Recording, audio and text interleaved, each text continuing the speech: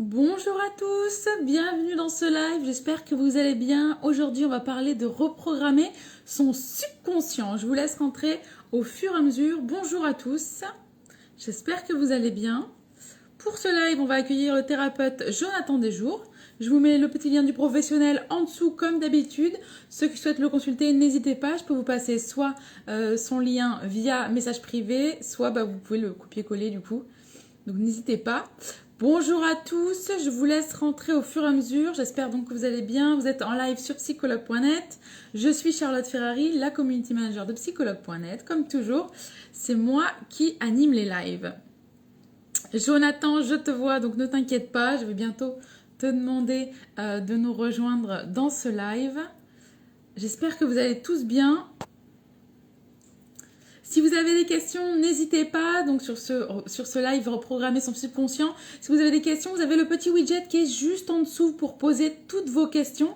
Et vous pouvez aussi les laisser en commentaire. Mais c'est plus pratique pour moi d'avoir dans le widget pour poser dans la seconde partie les questions à Jonathan.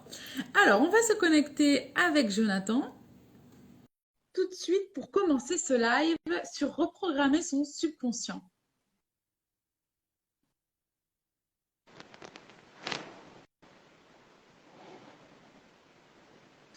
Bonjour Jonathan, alors ça s'est connecté mais je vois tout en noir. Bonjour à tous, je ne sais pas si vous m'entendez bien. Alors je t'entends mais je ne te vois pas. Ça Hop, y est, voilà, ok. je suis live pour toi, ne t'inquiète pas, tout va bien se passer, on est là pour que tout se passe bien. Ok, je vais trouver peut-être une position. Ok, voilà. Tu arrives à poser ton portable sur un support tel qu'un ordinateur ou autre, des fois ça fonctionne très très bien, sur le Ouais, clavier notamment. voilà, super. Super Jonathan, merci d'avoir accepté de faire ce live avec nous sur ce sujet qui est reprogrammer son subconscient. Mhm. Avant de commencer ce live, Jonathan, je vais te demander de te présenter, s'il te plaît. Eh bien, j'exerce en tant que coach et thérapeute de l'inconscient. Euh, Ma particularité, donc, comme vous pouvez l'imaginer, c'est toute la partie inconsciente, les 85%, on va dire, qui gèrent votre vie, votre activité, ce dont donc cette partie que vous avez programmée pour vous-même. Donc c'est pas non plus si inconscient que ça. Mais c'est une partie, tout du moins, que vous avez oubliée. Donc ça va comprendre beaucoup de pratiques, de techniques, pour pouvoir reprogrammer ces fameuses mémoires. D'accord. Alors, Jonathan, tu fais de la thérapie en ligne, à distance, en présentiel ou tu fais les deux? Alors plus particulièrement des thérapies en ligne, D'accord. parce que ça fait partie aussi du processus d'accompagnement, qui est donc d'enregistrer les entretiens afin que les personnes puissent écouter justement les échanges et notamment les propos qu'ils ont eus à leur sujet ou au sujet d'une situation. D'accord. Voilà. D'accord. Je sais pas si Jonathan, tu voulais en dire plus sur toi ou si tu veux qu'on passe directement. Non, après, j'ai plus de 15 pratiques en termes d'accompagnement. Après, j'ai différents types d'accompagnement. Il y a 2 heures par séance, puisque ça demande justement bon nombre d'explications, beaucoup d'échanges, et puis de la pratique aussi, des thérapies qui s'appliquent aussi à ce moment-là. Voilà. D'accord. Sinon, Merci, merci Jonathan. Donc aujourd'hui, on est là pour parler ensemble de reprogrammer son subconscient. Alors justement, Jonathan, qu'est-ce qui fait que se doit d'apprendre à reprogrammer son subconscient? eh bien, parce que tout simplement, lorsqu'on est petit, tout petit, on enregistre différentes choses hein, de nous-mêmes, de ce qu'on fait, de ce qu'on vit et de ce qu'on ressent surtout. Et pourquoi cette partie de ressenti? Parce que, ni plus ni moins, on va les mémoriser. C'est ce qu'on appelle des mémoires émotionnelles. Ces mémoires émotionnelles vont forcément nous influencer, notamment dans le type de comportement qu'on va mettre en place.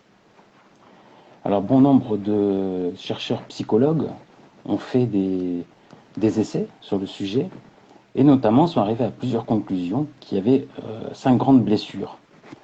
Et notamment, donc, une psychologue qui est très reconnue, c'est Lise Bourbeau, qui a parlé justement de ces 5 blessures, notamment la blessure d'abandon, de rejet, de trahison, d'humiliation et d'injustice. En plus de ces blessures, eh bien, donc, comme j'ai dit précédemment, on va automatiquement s'orienter vers un comportement qui va influencer aussi ce que l'on va voir et croire. Et donc forcément, ce n'est pas forcément nous, puisque en effet, c'est en fonction de ces blessures qu'on va agir. Donc on va développer par exemple ce qu'on appelle des injonctions, comme par exemple fais un effort, et auquel cas, systématiquement, quand on va employer cette injonction, eh bien, au lieu de faire les choses facilement, on va les faire automatiquement difficilement, on va croire toujours que c'est une montagne, hein, j'ai bien employé les mots croire. On va aussi développer d'autres injonctions comme le dépêche-toi, le sois fort, il y a le fais plaisir, le sois parfait, et puis aussi des raisonnements du coup. C'est-à-dire qu'à partir de ces parties de ressenti, on va développer des raisonnements, comme des raisonnements dichotomiques, c'est-à-dire le bien ou le mal, le oui ou le non, le positif ou le négatif, qui va forcément nous orienter non pas vers un équilibre de nous, mais plutôt vers des excès. Comme par exemple, par rapport à la blessure d'abandon, eh bien le fait de ressentir cette blessure, notamment le fait de ne pas avoir eu d'assez d'affection tout petit, ou que la personne a manqué d'affection à un moment donné, a ressenti ce manque d'affection, eh bien elle va aller chercher systématiquement cette affection chez les autres. Et elle va s'oublier elle-même. Donc automatiquement, son comportement va comprendre essentiellement de la dépendance affective. On le voit notamment dans le début des relations, dès l'âge de 17-18 ans, où les personnes sont dans la dépendance affective et dans la fusion émotionnelle, pensant que c'est l'autre qui va venir combler ce vide émotionnel qu'ils ont à l'intérieur d'eux-mêmes. Donc ça, c'est concernant cette blessure-là. Mais en même temps, donc, va développer quelques autres croyances comme le sois fort, le fais plaisir, sois plaisir. Et automatiquement, cette personne va ressentir, en ayant ses croyances à l'intérieur, va forcément ressentir du mal-être. Elle ne va pas être positionnée ni centrée sur elle-même. Elle aura beau faire énormément d'efforts pour l'être, mais ça sera forcément peine perdue. Pourquoi ? Parce qu'encore une fois, on est sur des automatismes ancrés depuis l'enfance. D'accord. Cette reprogrammation, Jonathan, est-ce qu'on peut la refaire soi-même? Eh bien, comme je l'ai déjà cité plus haut, il y a 85% de cette activité est inconsciente. Donc il est très compliqué de pouvoir, ni plus ni moins, se le faire soi-même. C'est plutôt un praticien qui connaît très bien le domaine qui va pouvoir vous aider à vous dire, voilà, là, par rapport à ce que vous me dites, vous êtes dans telle situation. Vous vivez telle situation à l'intérieur de vous-même. Et auquel cas, il va pouvoir reprogrammer avec différentes techniques, notamment ce qu'on appelle des libérations. Automatiquement, l'inconscient va intégrer cette libération et donc va plus être sous l'emprise de cette blessure. À partir de là, la personne va sentir tout, ni plus ni moins qu'elle va devenir équilibrée par rapport à elle-même et équilibrée par rapport à ce qu'elle souhaite. Et ces idées, la formule donc de ces mots vont changer automatiquement. D'accord, intéressant, merci Jonathan. Qu'est-ce qui s'identifie dans notre façon de penser finalement? Alors, il y a plusieurs aspects qu'on peut identifier, notamment, par exemple, si on se dit, par exemple, ça va être compliqué. S'il y a faute à faire, ça ne sera pas de tout repos. J'ai une montagne de choses à faire. Eh bien là, c'est une injonction de faire un effort. Dans le cas, par exemple, d'une blessure d'injustice, eh bien, on va retrouver des symptômes, comme par exemple, au niveau des bras, je vais avoir des petits boutons, ou au niveau des jambes. Donc c'est pas forcément des petits boutons de chaleur, mais c'est seulement la personne qui, ni plus ni moins, vit quelque chose d'injuste avec elle-même. On retrouve aussi ces petits boutons, notamment dans la blessure du rejet aussi. Donc c'est un aspect à la fois physique et à la fois aussi de ce que les autres peuvent entendre de nous-mêmes, dans nos propos, dans la façon dont on voit la vie aussi. Donc c'est par exemple dans le cas où j'ai une blessure de trahison, eh bien je vais souvent parler, par exemple, j'ai peur de l'engagement ou du désengagement. C'est-à-dire que la personne va vouloir de l'autre d'obtenir un blanc-seing par rapport à leur relation. Ça, c'est un exemple. L'autre exemple, c'est qu'elle va vouloir tout contrôler. Si elle n'arrive pas à tout contrôler, bah, ça va poser problème puisque du coup, ça va la mettre en défaut, elle va avoir peur, elle va paniquer. Donc là, à ce moment-là, dans le mot paniquer, bah, qu'est-ce qu'on peut retrouver? On peut retrouver notamment la blessure du rejet. Donc il faut savoir qu'il y a plusieurs blessures chez une personne, il n'y en a pas qu'une seule, et que les unes vis-à-vis des autres s'embriquent. Tout comme le raisonnement. Une personne qui a un raisonnement en noir ou blanc, comme je l'ai cité tout à l'heure, c'est une personne qui va avoir automatiquement un dialogue de positif ou négatif. Ça c'est positif, ça c'est négatif, ça c'est bien, ça c'est mal. Automatiquement, ça va la conduire vers des excès vis-à-vis d'elle-même, ou vis-à-vis de ses choix, ou vis-à-vis de ses préjugés aussi. Une personne qui a qui se juge, qui se critique, qui se compare beaucoup, c'est une personne qui a une grosse blessure d'humiliation, par exemple. C'est quelqu'un qui a honte et qui culpabilise beaucoup. Donc automatiquement, son monde, à elle, ses ressentis à elle, vont lier à ça. Ce qui est important aussi de comprendre, en plus, ce qui va se rajouter, c'est surtout l'effet miroir, que beaucoup de personnes ne maîtrisent pas. Ce fameux effet miroir, c'est quoi? C'est ni plus ni moins que comme je ressens moi-même du jugement, j'imagine, j'ai bien dit j'imagine, que les personnes qui sont en face de moi me jugent. Or, bien souvent, ce n'est pas le cas. Bien souvent, les personnes sont concentrées ou même sont à l'écoute de ce que je dis, mais ne sont pas en train de me juger ou de juger, ou bien de critiquer, ou bien de comparer ce que je fais. Donc ça, c'est, encore une fois, ce sont des symptômes, si je peux dire ainsi, qui fait en sorte que j'ai besoin de reprogrammer l'ensemble de mes pensées. Pourquoi? Parce que, encore une fois, ce fameux effet miroir va penser qu'on me juge, alors que pas du tout. Donc du coup, ça va me fermer. Alors que peut-être que cette personne, en m'ouvrant à elle, peut m'apporter notamment ce que je souhaite, par exemple, ou ce que je souhaite qui pourrait m'épanouir. Si par exemple je souhaite avoir un peu plus de relations, connaître un peu plus de choses dans la vie, cette personne a sûrement des expériences à me partager. Si auquel cas, justement, je pressens, et ça encore une fois, c'est pas une question d'intuition, faut pas tout confondre entre l'intuition, les ressentis et le raisonnement, et si j'ai un raisonnement de jugement vis-à-vis de moi, auquel cas ça ne me concerne que moi. Quand je dis je ressens quelque chose, c'est que moi, ce n'est pas la personne qui est en face. À moi de lui poser véritablement en question, en quoi est-ce qu'il y a quelque chose qui gêne dans mon dialogue, est-ce qu'il y a des propos qui vous ont gêné. Et auquel cas, comme chaque mot, et je le répète encore une fois, chaque mot est un miroir émotionnel de nous-mêmes. C'est-à-dire que par exemple, lorsque je prononce le son, ça va les toucher. Pour d'autres, beaucoup moins. Si je dis je te laisse, c'est la même chose. Donc derrière chaque mot, il y a une émotion. Ça, c'est clair et net, il y a une émotion, il y a un sentiment qui est lié, encore une fois, à nos mémoires émotionnelles. Et ça, ces mémoires, on les a à vie. Donc si on ne change pas la couleur de ces mémoires, c'est pour ça qu'on parle de reprogrammation du subconscient, si on ne change pas la couleur de ces mémoires, automatiquement on va les traîner, ni plus ni moins, tout au long de notre vie. Et donc en termes de relations, excusez-moi, puisque ce sont des mémoires émotionnelles ou des sentiments, forcément ça va avoir un impact.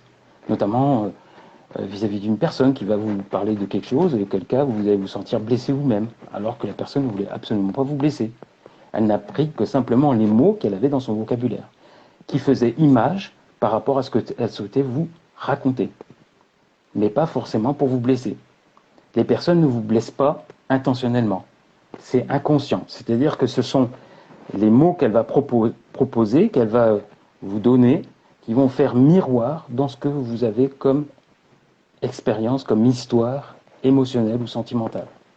Donc quand je dis sentimentale, c'est pas lié simplement à l'amour, mais c'est lié au sentiment en général, parce qu'il n'y a pas qu'un seul sentiment, il y a d'innombrables sentiments, comme dans l'amour, par exemple, l'amour est un mot généralisé. Et ça, il faut le comprendre, et derrière, il y a énormément de sentiments, comme l'admiration, la tendresse, l'affection, le désir, la dépendance, la protection, et bien d'autres. La passion, la jalousie, fait partie aussi de ce terme générique qu'on appelle l'amour. Donc quand je vis avec quelqu'un, il est bien déjà aussi de savoir quel type de sentiment j'ai pour cette personne. Est-ce que j'ai du désir? Est-ce que j'ai de l'affection? Est-ce que c'est de la tendresse? Est-ce que c'est de l'admiration? Voilà. Donc ça, c'est important déjà d'identifier ça. Ça, c'est la première des choses, je dirais. D'identifier vraiment ces sentiments et les émotions que je vis au moment où je les ressens. Deuxième chose, chez les hommes, ce qu'on a remarqué, c'est qu'ils ignorent énormément leurs sentiments et leurs émotions. Donc là, c'est pareil, là je m'adresse davantage aux femmes, quelque part, mis à part si vous êtes thérapeute et que vous pouvez apporter des éléments de réponse, sinon on ne peut pas changer une personne. Si elle ne le souhaite pas, on ne peut pas la changer. Étant donné en plus que c'est des croyances qui sont ancrées depuis l'enfance. Donc ça, c'est important déjà de l'identifier. C'est vrai que c'est quelque chose qu'on retrouve souvent chez les gens. On veut changer l'autre finalement, mais si lui n'a pas accepté de changer, on ne peut pas changer. Et puis surtout que le changement, encore une fois, ça comprend énormément de particularités. Comme je l'ai dit, il y a des croyances derrière, il y a des blessures émotionnelles, il y a il y a des injonctions et bien d'autres implications qui font que lorsque la personne change, il y a énormément de peur. Pourquoi? Parce que, encore une fois, il y a une image qui est liée aussi avec tout ça, en fonction du sentiment ou de l'émotion. Donc cette image, par exemple, vous ne pouvez pas la dégrader. Si la personne a telle image de lui-même, si vous lui demandez, par exemple, d'être un peu plus humble, ça va lui demander énormément d'efforts parce qu'il va falloir qu'il reconstruise cette même image. Et s'il la reconstruit par rapport à ses blessures, encore une fois, par rapport à ce qu'il se connaît de lui-même, des mémoires qu'il a, automatiquement, ça va poser problème et vous n'aurez jamais la même finalité. Sachant qu'en plus de ça, derrière, vous avez encore des blessures qui sont très importantes, comme celle du rejet ou de l'injustice. Et là, vous allez retrouver ni plus ni moins le perfectionnisme ou l'idéalisme. Ce sont des grands courants de pensée qui se développent au fur et à mesure de ces blessures. Donc le perfectionnisme, c'est simple, c'est que je veux les choses toutes parfaites.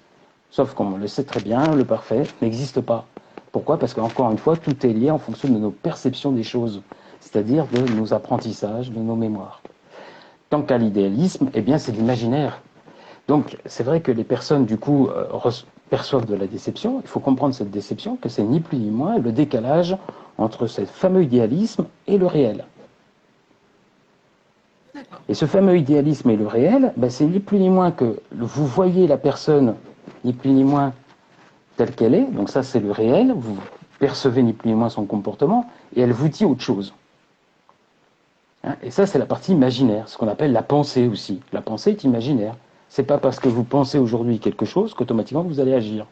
Et vous le voyez vous-même, notamment lorsque vous voulez réaliser quelque chose dans votre travail. Vous voyez que vous mettez du temps à l'accepter, à le mettre en place, à le mettre en œuvre, que ça se monte au fur et à mesure. Pourquoi? Parce que c'est pas construit dans le subconscient. Le subconscient, lui, il agit. Ça, c'est important. Il agit et il agit dans votre quotidien. Et ce sont vos mémoires. Donc, c'est tout ce qui est passé. Vos pensées, c'est l'imaginaire, c'est maintenant. Ça, à la rigueur, c'est ce que vous espérez, c'est ce qui va peut-être éventuellement, et j'ai bien dit peut-être éventuellement, se construire plus tard. Donc il est clair que quand une personne vous parle, elle vous parle avec ses pensées, avec ce qu'elle souhaiterait d'elle. Ce qu'elle souhaiterait. Ce n'est pas forcément ce qu'elle est, ou ce qu'elle va vous prouver demain.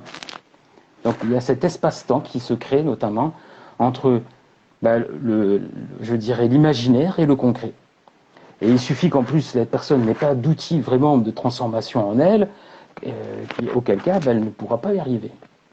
Donc une personne qui a une addiction, par exemple, qui est liée avec ses parents, encore une fois, parce que toutes les addictions sont liées notamment avec des blessures qu'on a pu avoir avec nos parents, c'est pas que forcément l'addiction en soi qui est importante, mais est liée aussi avec ses blessures. Donc une personne que vous souhaitez qu'il arrête de fumer ou arrêter de boire, ça ne va pas être aussi simple que ça.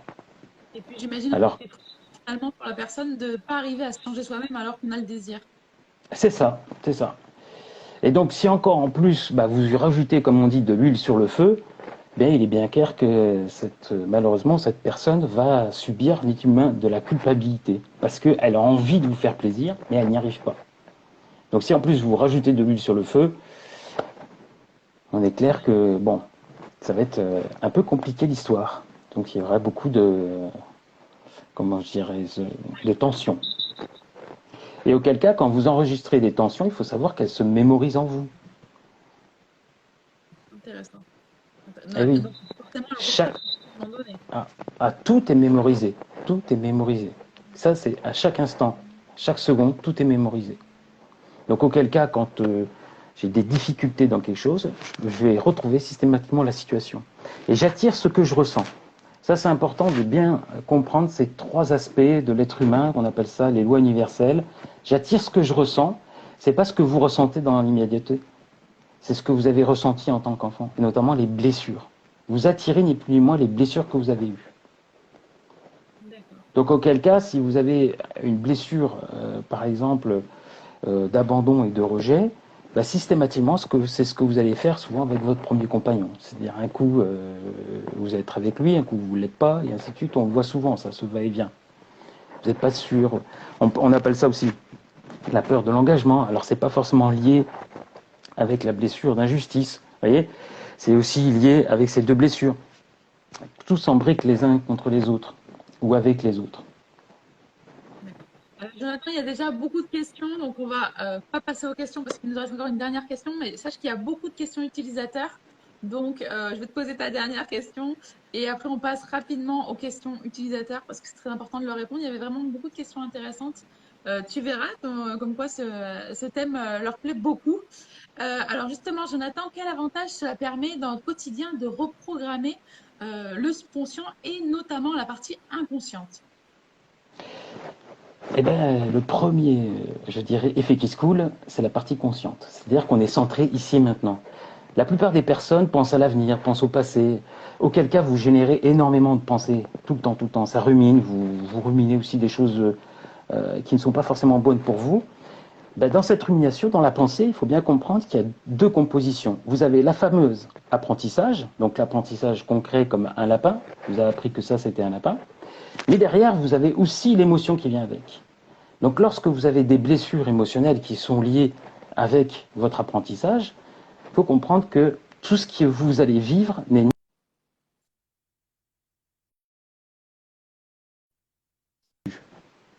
Et c'est des situations du coup que vous allez attirer. Comme j'attire ce que je ressens, vous allez attirer ni plus ni moins ces situations. Et vous n'allez pas comprendre parce qu'au fond de vous-même, vous pensez être une super personne. Mais ça n'a rien à voir avec le fait d'être une super personne, d'avoir des blessures émotionnelles. Ça n'a rien à voir avec tout ça. Ça n'a rien à voir avec le fait de ce que vous pouvez refléter vis-à-vis des autres, ou bien même de ce que vous pouvez apporter aux autres. Ouais. Vous voyez, les blessures, c'est pas parce que vous avez été méchant, qu'on soit bien d'accord. Les blessures, c'est ce que vous avez ressenti. C'est pas ce que les autres ont ressenti ou ce que vos parents ont ressenti. C'est vous-même. Lorsque vous êtes devant un écran, que vous, par exemple, vous discutez, et que vous vous sentez, par exemple, jugé, auquel cas, là, on est bien d'accord que c'est vous qui le sentez.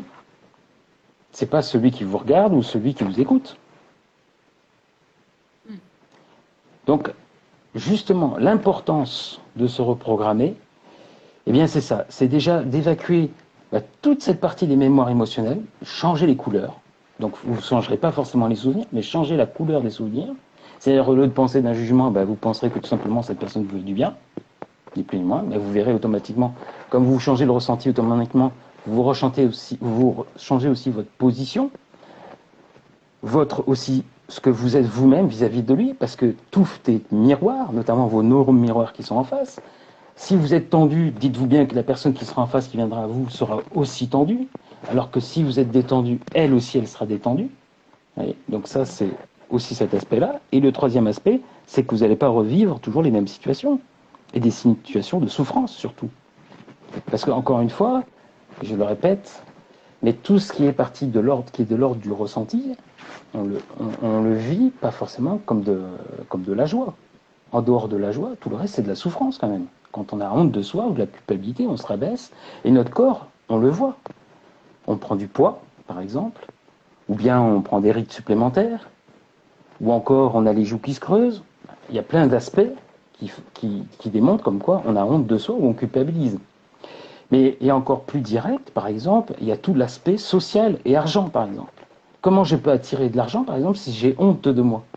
Comment je peux attirer de l'argent si, par exemple, je culpabilise sur le fait, par exemple, d'avoir de l'argent? Et ça, si inconsciemment, par exemple, je ne sais pas moi, si tout petit, malheureusement, par exemple, j'ai pris des pièces dans le porte-monnaie de maman sans lui dire que je lui ai jamais rien dit, cette honte-là, elle reste, elle est liée à l'argent. Donc auquel cas, celle-ci mettra un frein forcément un jour ou l'autre à recevoir de l'argent. C'est quelque chose que je ne vais pas m'autoriser. Inconsciemment, c'est quelque chose que je ne m'autoriserai pas. C'est ça toute la partie inconsciente. C'est tout ce que je ne vais pas me permettre, ni plus ni moins, dans ma vie, qui va être lié à cette partie-là. D'accord. Merci Jonathan pour cette explication. On va regarder maintenant les questions qui ont été posées et il y en a beaucoup honnêtement, donc on n'aura vraiment pas le temps de les faire. Alors, on va commencer avec une première d'une Charlotte d'ailleurs. Comment arrêter de projeter ses blessures, ses ressentis sur l'autre? En les soignant. Voilà, en les soignant et en reprogrammant aussi son raisonnement. Donc on va aller voir aussi les injonctions, parce qu'en effet, si je guéris les blessures, mais d'un autre côté je laisse les injonctions, comme par exemple le fait plaisir, ben je vais retomber dedans. On est bien d'accord. Si en plus de ça je laisse glisser un raisonnement par exemple généraliste, derrière, on est bien d'accord qu'en généralisant certaines choses, c'est-à-dire en minimisant ce que je fais, et ni plus ni moins en dévalorisant ce que je n'ai pas fait, là, la blessure d'humiliation réapparaîtra. Donc c'est tout un processus. Il n'y a pas que le soin de la blessure, il y a aussi le raisonnement qui va avec. Parce que si je soigne la blessure, mais que derrière, et je le montre, hein, si je soigne que la partie de la blessure, il y a tout l'aspect derrière du raisonnement à soigner aussi, c'est-à-dire à repositionner. C'est pour ça qu'on parle de reprogrammation. Parce que la blessure, on va la soigner. Certains proposent justement des pratiques pour pouvoir la soigner. Mais si derrière, je ne reprogramme pas mon raisonnement, je repars dedans. Eh oui. Eh oui. Mais, Si je me dévalorise tout le temps, c'est pareil. Si je me juge, je continue à me juger, je continue à me critiquer, et encore plus à me comparer, ben j'aurai encore l'ensemble de ces blessures. d'accord. Alors, on a une autre question de un moment ici maintenant. Quelle technique utilisez-vous pour reprogrammer nos blessures? Et bon, quels sont tes tarifs finalement aussi? Ah, j'en ai plusieurs parce que j'en ai, je ne sais plus, je crois qu'on est plus d'une vingtaine de techniques différentes. Parce que là aussi, l'ego, enfin le mental, il est très fort. Quand tu utilises une technique et qu'il voit qu'en plus on essaye un peu de le duper, eh bien il s'adopte à la technique. C'est-à-dire qu'il prend l'habitude de la technique. Alors que le fait d'avoir plusieurs thérapies, ben, automatiquement, l'ego n'a pas le temps, le mental n'a pas le temps de s'adapter à la thérapie, et donc on est beaucoup plus dans l'efficience, si je peux m'exprimer ainsi. C'est pas trop l'efficience, mais c'est-à-dire qu'on arrive vraiment à arriver à faire cette Meilleur transformation. résultat. Voilà. Encore une fois, D'accord. c'est- on va agir quelque part, on va essayer de détourner notre propre biologie. C'est ce que font d'ailleurs certains médecins ou infirmières lorsqu'ils veulent vous piquer. Ils vous parlent d'autre chose, vous savez, en même temps. Hein. Si vous Ou ils vous nous dites disent, j'ai peur des je vais piqûres, te piquer à 4 et il pique à 2. voilà, allez hop, je parle d'autre chose et hop, il vous pique. Et bien là, c'est la même chose. Avec ce type de pratique, ben, automatiquement, l'ego n'a pas le temps de se repositionner. D'accord. Et pour tes tarifs, est-ce que tu peux nous les transmettre ou pas? Oui, vous pouvez voir ça sur mon site mon-inconscient.fr. Et donc, j'ai plusieurs offres avec plusieurs séances, parce que vous avez bien compris que c'est pas en une séance qu'on se reprogramme et notamment qu'on libère tout ça. Ouais. Ça demande un peu plus de temps. En moyenne, c'est 3 mois, entre 3 et 6 mois. Donc il y a plusieurs accompagnements. Notamment dans mon accompagnement, ce que je fais, c'est que je vous mets des techniques aussi à votre main, à votre portée, pour que vous soyez autonome par la suite. Et puis, il y a différents aspects aussi. C'est tout l'aspect effet miroir, tout le contexte. Il y a une partie aussi, je dirais, comprendre les choses, donc formation. Voilà, c'est assez complet. D'accord. Merci. Je vous consulte en visio, mais oui, on a déjà répondu. Donc, du coup, oui, je suis en attente. Consulte en visio, donc n'hésitez pas, même si tu es de Corse, effectivement. Non, de Bordeaux, Euh, pardon. non, mais pour la personne est de Corse, en Ah fait. oui. Mais oui, du coup, ok. Alors, il y a Julie qui nous dit, bonjour, est-il possible de travailler sur la timidité, l'évitement social? Oui, bien sûr. Bah, c'est essentiellement à la peur du jugement de l'autre, hein, au regard de l'autre. Pourquoi? Parce que principalement, alors donc quand on est une fille, c'est plutôt le papa. Hein. Là, on est sur la blessure du rejet. Comment le papa nous regardait, si bah, forcément par rapport à ce qu'on faisait, est-ce qu'on avait de l'attention. Si le papa était pas très communicatif, un peu fermé, qui avait aussi cette blessure aussi, et puis aussi, bien évidemment, bah, auquel cas on va développer ce qu'on appelle la timidité. D'accord. Intéressant. Merci, Jonathan. Alors, on va repartir sur une autre question. Julien qui nous demande, l'inconscient aurait-il toujours en conflit permanent avec lui? Ah,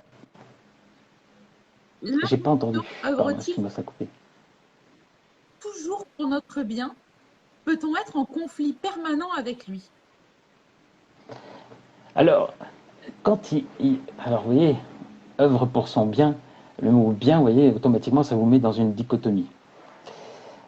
L'inconscient œuvre. Il œuvre en fonction de ce que vous lui avez indiqué, en fonction de vos enregistrements. Donc forcément, quelque part, si vous avez par exemple enregistré plusieurs blessures, que vous avez notamment par exemple celle de l'abandon, et que vous avez une dépendance affective, bah forcément votre inconscient va vous guider vers une personne qui a aussi la dépendance affective. Pourquoi? Pour que vous puissiez aller combler cette dépendance. Après, est-ce que ça sera bien pour vous? Je ne pense pas. Sur le moment, oui, pendant les 6 premiers mois, ce qu'on appelle pendant la lune de miel, c'est très bien. Il y a fusion et donc tout va bien. Mais par contre, c'est lorsque les personnes voient les blessures de l'un et de l'autre, qu'ils avaient idéalisées préalablement, pendant la période de fusion, là c'est le clash. Eh oui, Donc l'inconscient, je dirais oui, il fait en sorte que notre corps, notre mental fait en sorte que on se sent plus ou moins bien, c'est-à-dire qu'en plus il filtre en plus la plupart des blessures, c'est-à-dire qu'il les cache. Hein. C'est-à-dire que dès que vous sentez comme quoi vous allez peut-être ressentir une blessure, hop, il vous dirige vers autre chose. Hein. Et d'accord. oui, pour éviter que vous le ressentez. Eh oui, bien sûr, bien sûr. Et oui, On a parce que le but Mathias pour lui, c'est que vous ne ressentiez pas cette blessure. d'accord. On a Matos aussi qui nous dit ne plus ressentir un vide. Alors ça, il y a beaucoup de personnes qui disent ressentir un vide intérieur, un Oui, vide émotionnel. Ne plus oui, ressentir finalement un vide. Est-ce que c'est possible de soigner ça? oui, oui. Alors le vide émotionnel, c'est surtout lié à la peur de la solitude. Hein, la peur de la solitude, le fait de se sentir seul au fond de soi-même, c'est ça, c'est ce vide émotionnel que les personnes peuvent ressentir, ce qui vient notamment de la blessure d'abandon. Alors bien sûr, en effet, déjà en la regardant, en l'acceptant, donc ça c'est une première chose. Et puis après, c'est aller chercher justement tous les comportements et notamment tous les raisonnements que je peux avoir qui entraînent justement à ce que je pense, à ce que je ressente ce vide. Et quand je pense par exemple au comportement, est-ce que par exemple quand je fais quelque chose, je le fais pour faire plaisir aux autres ou bien pour me faire plaisir? C'est pas la même chose. Parce que si je fais pour faire plaisir aux autres ou pour avoir des amis ou pour avoir un lien social, bah auquel cas je vais le faire, comme on dit, avec un reculon. Donc là je vais sentir le vide émotionnel. Parce que je fais à reculon, je ne le fais pas pour moi. Vous voyez, je le fais pour combler un vide. Alors que quand je fais des choses pour moi, bah déjà par exemple si j'aime l'escrime et que je m'inscris à l'escrime, ben, auquel cas pendant l'espace de temps où je vais être dans l'escrime, je vais me sentir bien. Je ne vais pas sentir ce vide parce que mon esprit sera occupé et concentré là où je serai. C'est le fait d'être déconcentré qui fait qu'on ressent ce vide. Eh oui, Quand on pense à l'avenir et au passé, ou qu'on pense à ce qui nous manque, c'est surtout quand on pense à ce qui nous manque que ce vide se crée. Sinon, il ne se crée pas. Lorsqu'on est pleinement dans ce qu'on est et dans ce qu'on fait et concentré là où on est, tout se passe bien. Vous verrez, vous ne sentirez pas de vide. Donc ça, c'est le fonctionnement automatique du cerveau. Dans ces cas-là, de votre subconscient. intéressant. Merci, merci Jonathan. On a une autre question de Salima qui nous dit pour travailler sur un trauma, faudrait approximativement combien de séances? Tu nous as plus ou moins dit, mais on va peut-être le répéter pour que ce soit. Bah, alors, on dit des blessures, mais c'est vrai aussi que pour certains, ça peut être identifié comme des traumatismes. Bah, on peut utiliser n'importe quel nom, hein, d'ailleurs. Et ben après, tout dépend le traumatisme. C'est toujours pareil. Et tout dépend de la personne, comment elle va accepter, parce que là encore, on est sur de l'être humain. On n'est absolument pas comme si on achetait une boîte de chaussures, où là, on sait que, par exemple, la chaussure peut nous durer 3 mois, 6 mois, en fonction de l'utilisation. Là, c'est pas le cas. Là, on est vraiment sur de l'être humain. Donc, vous donner une estimation, ça serait m'appeler Madame Irma. Ouais, très bien. Merci Jonathan, il n'y a pas de souci. Le principal, c'est d'être honnête, toujours. Il y Ah, avait bah une oui, autre je vais pas dire. question. Bien sûr, bien sûr. Il y avait une autre question sur le pardon. Est-ce qu'il faut forcément pardonner pour passer à autre chose? Alors déjà, Finalement, se est-ce que le pardonner. pardon est indispensable? La réponse est multiple. La réponse est multiple parce que se pardonner à soi, déjà, c'est bien. Pourquoi? Parce que l'acte qu'on a fait, c'était un acte inconscient. Pardonner à l'autre, c'est bien aussi parce que lui aussi, ça peut être aussi un acte inconscient. Comme vous l'avez pu remarquer, 85% de l'activité de l'être humain, c'est inconscient. Donc il y a de fortes chances qu'une fois, je dirais, plus d'une fois sur deux, la réaction est inconsciente, de ce fait. Donc le pardon, si je puis dire, c'est primordial, quelque part, et pour soi et pour l'autre. Après, c'est pas pour autant que vous n'allez pas ruminer. Parce que, encore une fois, si vous avez des automatismes, et je reviens encore sur ces fameux automatismes, ce fameux subconscient qui génère ces automatismes, si vous avez pour habitude de râler, ça ne va pas vous empêcher de râler. Hein. C'est pas parce que vous avez pardonné que vous n'avez pas râlé. C'est pas pour autant que ça va revenir en vous et que vous aurez toujours la même sensation, la même trahison au fond de vous, par exemple, ou autre, hein, la même colère. Remontez un peu dans les commentaires pour voir les questions qui ont été posées au début. Il y avait Sarah qui nous disait comment on peut arrêter quelqu'un qui est très nerveux. Je ne sais pas si c'était l'idée. Bah, quelqu'un qui est très nerveux, là c'est pareil, il y a plusieurs possibilités. Hein. Ça peut être très bien quelqu'un qui n'a pas confiance en lui. Ça peut être très bien quelqu'un qui a une addiction. Hein, par exemple, la cocaïne ou autre, ou la cigarette ou autre, et auquel cas ça va le rendre ça va le tendre, si je peux m'exprimer ainsi. Après, ça peut être une situation qui fait miroir par rapport à ce qu'il a vécu. Donc, auquel cas, il sera jamais il sera tendu.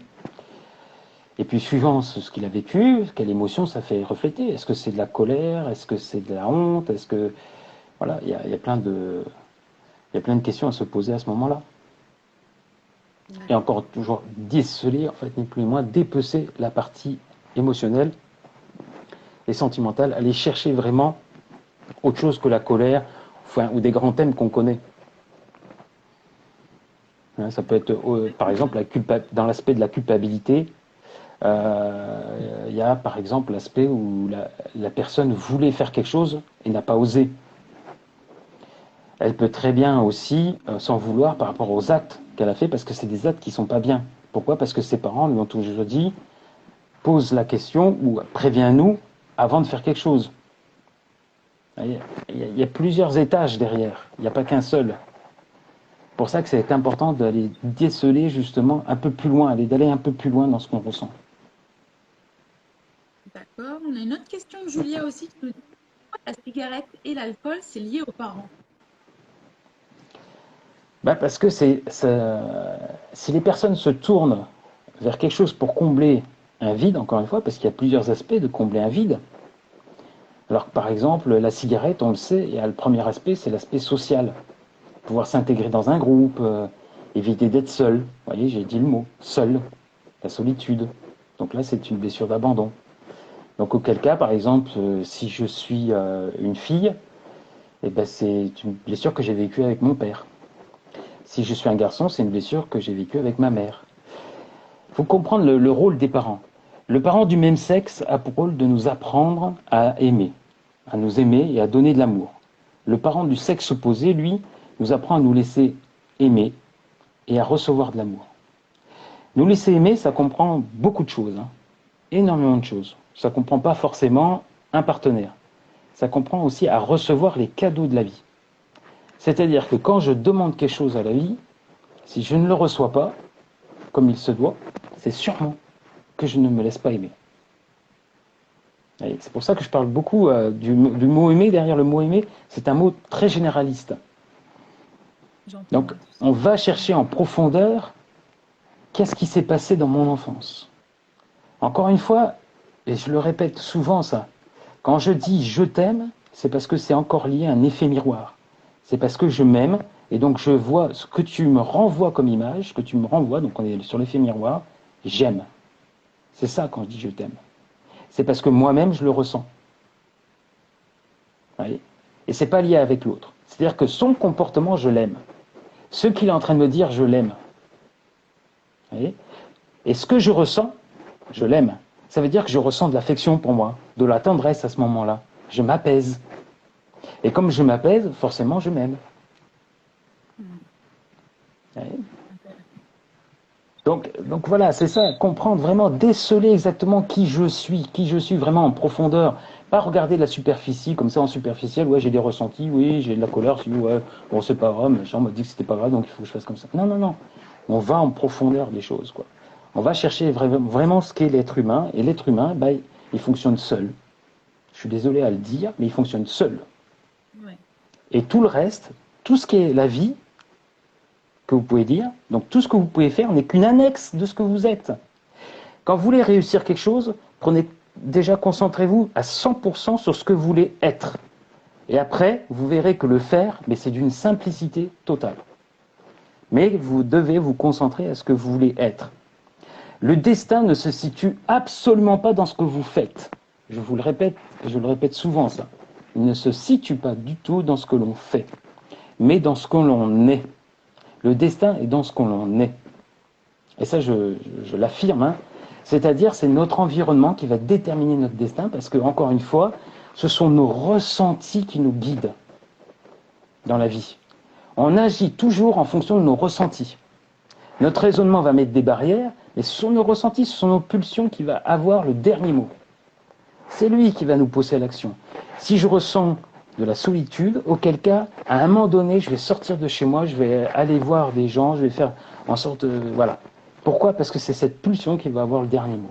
C'est ça qui nous donne vie d'ailleurs. Ce sont ces ressentis qui nous donnent vie. Donc ça, les ignorer, c'est ignorer que vous êtes en vie. Ça, il faut bien le comprendre. Quand j'ignore mes ressentis, j'ignore que j'oublie que je suis en vie. C'est ça la vie. La partie énergétique, donc beaucoup de gens vous parlent, l'énergie quantique, tout ce que vous voulez, c'est ce qui vous habite, c'est en vous, c'est ressenti. C'est partie émotionnelle et sentimentale, tout ce que vous pouvez dire, tout ce que vous pouvez traduire, l'expression de vos mots, c'est expression émotionnelle et des sentiments. Donc on les nomme, on les catégorise pour pouvoir mieux les identifier, c'est un fait, mais avant tout, c'est ça leur origine. C'est ce qui vous donne la vie. C'est ce qui fait que vous n'êtes pas un bout de bois ou une ferraille, n'importe quoi, une voiture sans âme, comme on dit. Voilà. La partie de l'âme, c'est vos ressentis. Donc si vous ne l'écoutez pas, automatiquement, vous n'écoutez pas votre âme. Et le mot âme, c'est ni plus ni moins le mot spirituel de ces ressentis. On attend une ou deux questions maximum. Il y a Anita qui nous dit les expériences positives arrivées à l'âge adulte peuvent-elles aider à modifier cette mémoire émotionnelle? Alors qu'est-ce qu'on fait? Encore une fois, on est sur la partie des 5% conscients. 5% conscients. La partie d'inconscient, c'est très rare, à part si vous subissez ce qu'on appelle des chaos émotionnels. C'est les chaos émotionnels qui viennent venir vous bousculer sur la partie inconsciente. C'est-à-dire des choses que vous n'arrivez pas à modifier par vous-même. Donc c'est la partie inconsciente. Non, après pour répondre à la question, véritablement, la prise de conscience est une illusion. Parce que la prise de conscience aide quelque part à comprendre quelque chose. Et l'ego, lui, qu'est-ce qu'il fait? Il dit c'est bon, c'est acquis. Or, il n'y a rien qui a bougé dans le subconscient. Les mémoires sont les mêmes. C'est ce qu'on appelle aussi la connaissance. La connaissance n'agit pas, mais absolument pas, sur votre subconscient.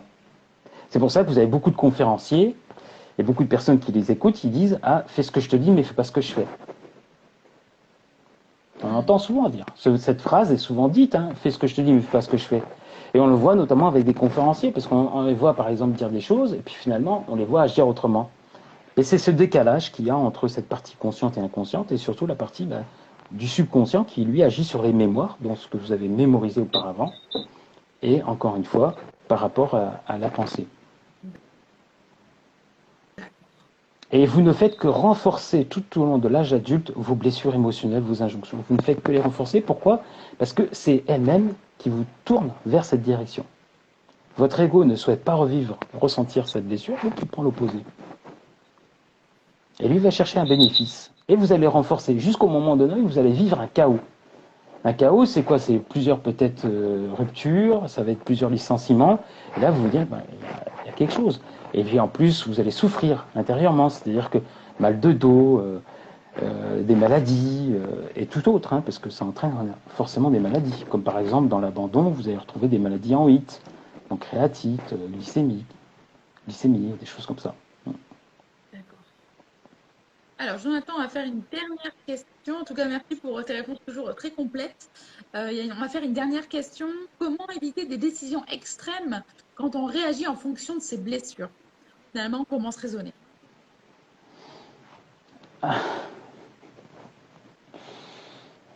Euh, alors se raisonner, étant donné que ce sont les ressentis qui ont le dernier mot, je dirais qu'il n'y a pas de, il n'y a pas forcément de moyen de chanter. Mis à part une technique que j'appelle ça le détachement émotionnel, qui avant la situation, on va venir se détacher émotionnellement de la situation. Et du coup, forcément, notre subconscient, on va obliger de le forcer à regarder ça avec, comme si on regardait depuis une caméra. C'est-à-dire que nous, on est dans le, vous êtes dans le schéma, dans le film, et à la fois vous êtes celui qui visionne. Donc le détachement émotionnel, pardon, ça sert à ça. Donc auquel cas, là, vous pouvez agir. Mais sans ces techniques, je dirais que mentalement, c'est très compliqué. Vous ne faites que renforcer bien souvent la blessure. C'est pour ça que les personnes, bien souvent, elles prennent des décisions et ne savent pas exactement le pourquoi. Hmm, d'accord. Ben, merci Jonathan, il y a encore beaucoup de questions et je vous invite vraiment tous à aller directement consulter Jonathan si bah, il vous a convaincu et que finalement vous souhaitez consulter avec lui ou si simplement vous avez des questions, n'hésitez pas à le contacter sur lepetitvienpsychologue.net. Mais il y a aussi ton Instagram, les personnes peuvent te contacter via ton Instagram ou pas, Jonathan? Oui, alors je ne l'ai pas en tête. C'est Jonathan, thérapeute inconscient 7. Mais je peux vous également Oui, vous c'est ça, le c'est possible. Ouais. Je peux également vous le passer par message privé si ça vous intéresse de suivre Jonathan directement ou si c'est pour le contacter. Donc n'hésitez pas. Jonathan, je ne sais pas si tu as un message aussi à transmettre. Tu as transmis beaucoup de messages aujourd'hui, mais je ne sais pas s'il y a un message que tu gardes en tête et que tu as envie de transmettre aujourd'hui. Je dirais, je vous poserai juste une question. C'est poser, et je vous invite à la poser aussi, c'est de quelle manière je me considère. Est-ce que je considère que tout ce que je fais est plus important de ce que je suis? Est-ce que tout ce que j'ai est plus important que ce que je suis? Est-ce que ma famille, est-ce que mes enfants, est-ce que toutes les personnes qui me sont chères sont plus importantes que ce que je suis? Voilà. À quel point je me considère? Est-ce que je suis vraiment ma priorité? Ça, c'est vraiment le message de la fin. Merci. Merci Jonathan pour ces mots, pour ce temps que tu nous as consacré. Finalement, ce live aura duré Merci. un peu de temps quand même. Je t'ai préféré tout l'été plus de minutes parce que je pense que ce live était très intéressant et qu'il y avait beaucoup, beaucoup de questions à poser. Et que du coup, tes questions, tes réponses étaient riches, donc pourquoi pas finalement. Donc merci vraiment Jonathan de ton temps. Ben, Je te merci à souhaite une toi, très Charlotte, pour belle cette journée invitation. et merci encore. Merci pour cette invitation. Merci à tous d'être là. Je te laisse quitter ce live avec la petite Ok, croix qui est normalement juste au-dessus de toi, il doit y avoir une croix. Et tu peux quitter d'accord. ce live via cette croix. Merci encore, Merci. Jonathan. Merci à tous. Belle journée. Belle journée. Merci à Jonathan Desjours pour ce live sur reprogrammer son subconscient. J'espère qu'il vous a plu. Vous le rappelle, pour ceux qui souhaitent le contacter, vous avez le lien juste en dessous. Je peux également vous le transmettre en message privé. Ce sera avec grand plaisir. Merci à tous de nous avoir suivis. Pour ceux aussi qui préfèrent écouter tous ces lives en podcast, n'hésitez pas. On a le podcast psychologue.net. Je peux également vous passer le lien en message privé. Donc, n'hésitez pas si vous préférez écouter en audio. Et ce live sera bien évidemment retransmis si jamais vous vous reposez la question. Tous nos lives sont sur IGTV, donc n'hésitez pas. Merci à tous de nous suivre. On se retrouve la semaine prochaine pour de nouveaux lives et ce sera les derniers du mois de juillet puisque je pars en vacances tout le mois de juillet. Donc on se retrouve uniquement la semaine prochaine pour les derniers lives de ce mois avant l'été. Merci encore de nous suivre. À très vite. Belle journée à tous.